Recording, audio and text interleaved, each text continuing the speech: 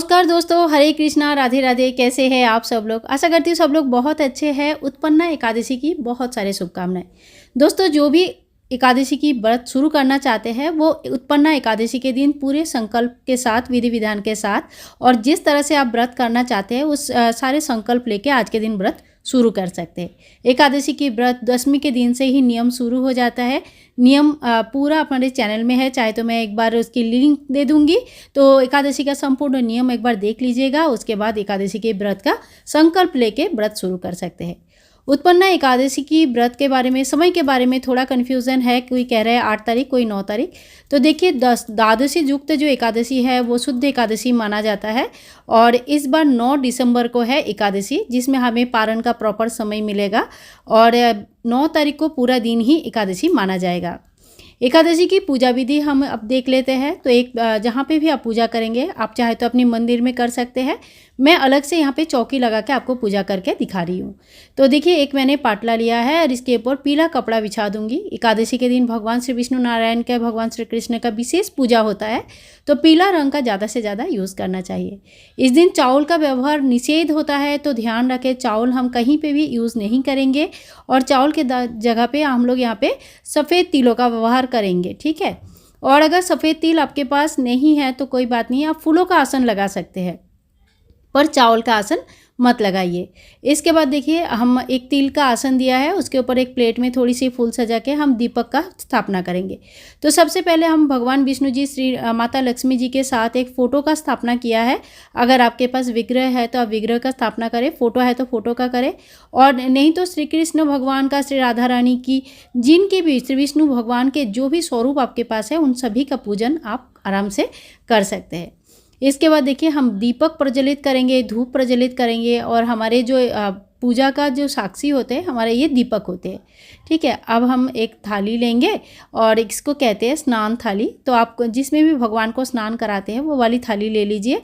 और कांसे का होगा, पीतल का होगा तो बहुत अच्छा है, नहीं तो आप अगर कोई नया स्टील का थाली है जो केवल मात्र भगवान के पूजा में यूज़ होता है, वो थाली भी यूज़ कर सकते हैं। इसके बाद देखिए, हम थाली में चंदन से, अष्टगंधा चंदन से स्वास्तिक बनाया है और ऊपर से हम फूलों का आसन लगाएंगे और गोपाल जी की स्नान कराएंगे।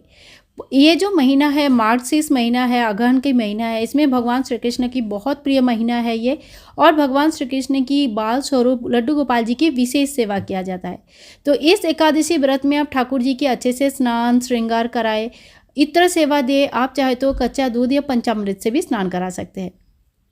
ये जो जल है, ये जल हमें तुलसी में डालनी है, इस बात का ध्यान रखें। आप चाहे तो इस जल को पंचामृत और चरणामृत समझकर पी भी सकते हैं, ठीक है। इसके बाद ठाकुर जी को हम ड्रेस पहना देंगे। और क्योंकि दिसंबर के महीने में एकादशी आते हैं, मार्गशीर्ष महीना अत्यंत ठंडे के समय होता है और इसीलिए ठाकुर जी के जिस तरह से आपने सेवा करना चाहिए बिल्कुल उसी तरह से सेवा करें, यानी कि गर्म पोशाक वगैरह पहनाना बिल्कुल भी ना भूलें।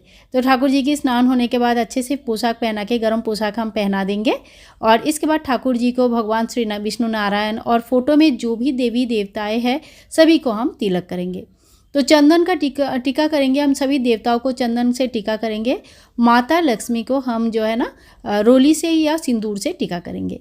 तो इसी तरह से सभी भगवान को हमें टीका करनी है। आप चाहे तो अगर आपके पास जेनोई है तो आप पीला जेनोई भगवान श्री विष्णु नारायण को चढ़ा सकते हैं। अगर नहीं है तो आप कलावा वस्त्र स्वरूप मानकर चढ़ा सकते हैं।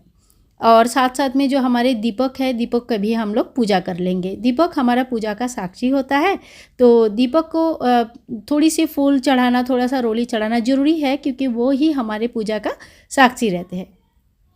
उत्पन्ना एकादशी के दिन भगवान श्री विष्णु नारायण से माता एकादशी की उत्पत्ति हुई थी, इसीलिए इस दिन को उत्पन्ना एकादशी या उत्पत्ति एकादशी के नाम से जाना जाता है। और भगवान श्री विष्णु नारायण खुद आशीर्वाद किए थे माँ को कि आपके एकादशी की व्रत जिन्होंने भी किए हैं, जो भी आपके एकादशी के दिन मेरे पूजा करेंगे, उन सभी को वैकुंठ धाम की प्राप्ति होती है। यहलोक और परलोक में सभी प्रकार का सुख शांति की प्राप्ति होती है। इसके बाद हम भगवान को पंचोपचार पूजा में फूल चढ़ाएंगे, पुष्प चढ़ाएंगे। माता को अगर लाल फूल है, गुलाब के फूल है तो ज़रूर चढ़ाए। लक्ष्मी प्राप्ति के लिए अगहन महीना बहुत खास माना जाता है। इस समय गुरुवार के दिन माता लक्ष्मी की, भगवती लक्ष्मी की विशेष पूजा अर्चना की जाती है।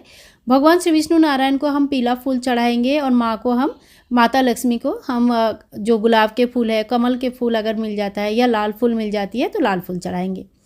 तो इसी तरह से देखिए पंचोपचार पूजा में गंध यानी कि पहले चंदन चढ़ाया जाता है, फिर धूप दिखाया जाता है, दीप दिखाया जाता है, पुष्प अर्पण किया जाता है, नैवेद्य यानी कि भगवान को हम इस बार भोग अर्पण करते हैं। तो ये 5 चीज़ें कम से कम आपको ज़रूर करनी चाहिए पूजा में, छोटे से छोटे पूजा में भी।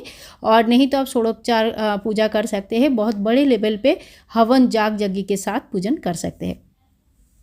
और इस दिन देखना, इस दिन जो है ना चावल का अन्न का व्यवहार नहीं होता है, तो सबसे जो बेस्ट होता है वो फलों का भोग होता है। तो सीताफल जो है माता को बहुत प्रिय है, सब सीताफल का भोग जरूर चढ़ाए।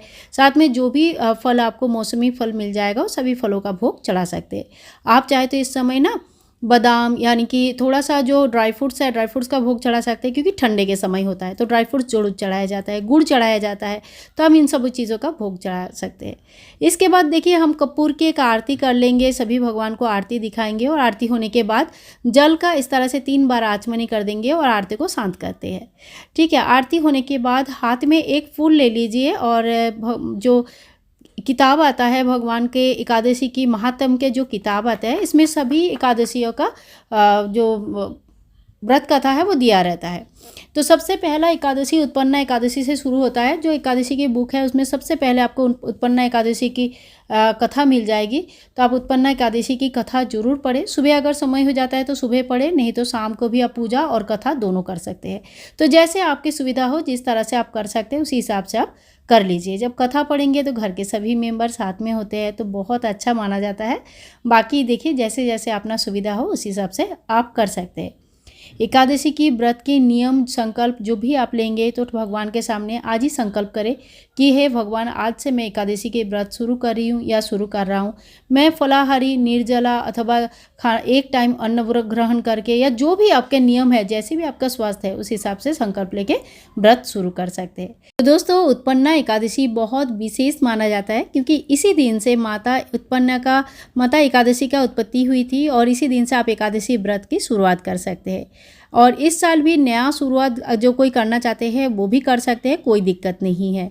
और अगर आप लोगों को हमारी वीडियोस पसंद आती है तो प्लीज़ एक लाइक कर दीजिए और ज़्यादा से ज़्यादा शेयर करें। चैनल को सब्सक्राइब करके रखना बिल्कुल भी ना भूलें। ऐसे ही और तीज त्यौहार से रिलेटेड वीडियोस देखने के लिए आप हमारे चैनल से जुड़े रहें।